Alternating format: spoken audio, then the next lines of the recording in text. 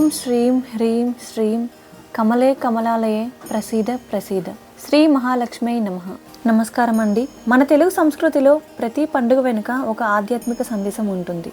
అలాంటి అత్యంత పవిత్రమైన స్త్రీలు భక్తి శ్రద్ధలతో ఆచరించే వ్రతాలలో వరలక్ష్మి వ్రతం ఒకటి. శ్రావణ మాసంలో వచ్చే ఈ పవిత్రమైన శుక్రవారం సాక్షాత్తు శ్రీ మహాలక్ష్మీదేవిని వరలక్ష్మి స్వరూపంలో ఆరాధించే రోజు.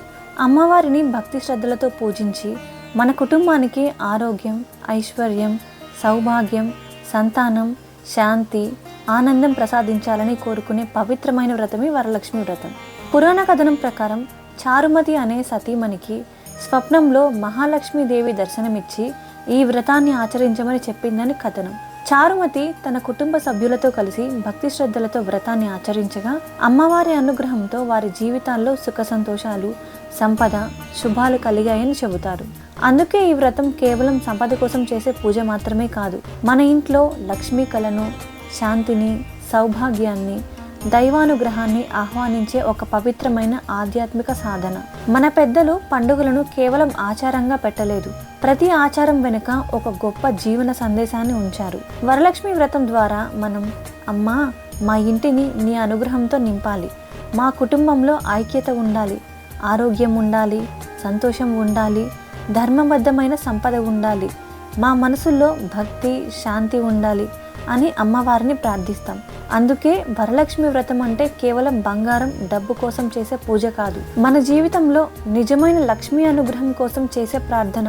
ఎందుకంటే సంపద ఉన్నా శాంతి లేకపోతే ప్రయోజనం లేదు, సౌకర్యాలు ఉన్నా ఆరోగ్యం లేకపోతే ఆనందం లేదు. అందుకే అమ్మవారిని సర్వమంగళ స్వరూపినిగా భావించి పూజ చేస్తాం. వరలక్ష్మి వ్రతం మనకు ఒక అందమైన విషయాన్ని గుర్తు చేస్తుంది. లక్ష్మీదేవి అంటే కేవలం ధనం కాదు, మన ఇంట్లో ఉన్న ఆరోగ్యం లక్ష్మి, అన్నం లక్ష్మి, ఆనందం లక్ష్మి, సంతానం లక్ష్మి, జ్ఞానం లక్ష్మి, ధైర్యం లక్ష్మి, శాంతి లక్ష్మి. ఇలా జీవితాన్ని మంగళమయం చేసే ప్రతి శుభశక్తి కూడా లక్ష్మీ స్వరూపమే. అందుకే ఈ వరలక్ష్మి వ్రతం రోజున మనం అమ్మవారిని ఒక్కటే కోరుకుందాం. అమ్మా, మా ఇంట్లో ఎప్పుడూ దీపం వెలుగుతూ ఉండాలి, మా హృదయాల్లో భక్తి వెలుగుతూ ఉండాలి, మా కుటుంబంలో ప్రేమ, ఐక్యత నిలిచి ఉండాలి, మాకు ధర్మబద్ధమైన సంపద, ఆరోగ్యం, శాంతి ప్రసాదించాలి, నీ కరుణా కటాక్షాలు మా కుటుంబంపై ఎల్లప్పుడూ ఉండాలి.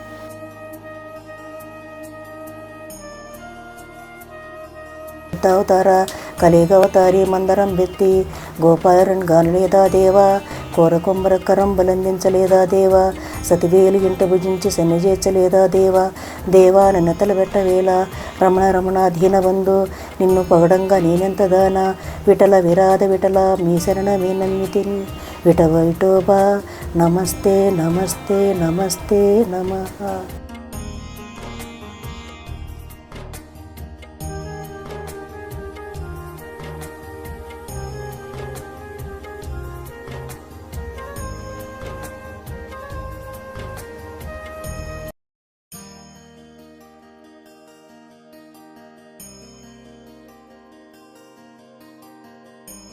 ఈ చక్రపురమందు స్థిరమైన శ్రీలలిత పసిడి పాదాలకిదే నీరాజనం, పరమేశ్వరుని పుణ్య భాగ్యాల రాసి ఆ సింహాస మధ్యనికి రత్న నీరాజనం, బంగారు తల్లికిదే నీరాజనం, బంగారు హారాలు సింగార మలకించు అంబికా హృదయకు నీరాజనం, శ్రీ గౌరి శ్రీమాత శ్రీ మహారాజ్ని శ్రీ సింహాసనేశ్వరునికి నీరాజనం, బంగారు నీరాజనం, భక్తి పొంగారు నీరాజనం, కల్పతరువై మమ్ము కాపాడు కర్ములకు కనకంబు కాసులతో నీరాజనం, పాశాంకుశ పుష్పబాణ చాపదరికి పరమ పావనమైన నీరాజనం, బంగారు నీరాజనం, భక్తి పొంగారు నీరాజనం, సకల హృదయాలలో బుద్ధి ప్రేరణ చేయు తల్లి గాయత్రికిదే నీరాజనం, నీకిదుగో మంగళ ప్రికారమందు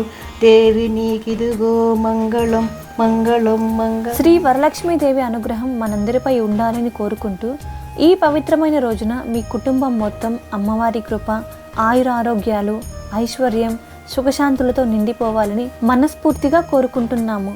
శ్రీ వరలక్ష్మి వ్రత శుభాకాంక్షలు.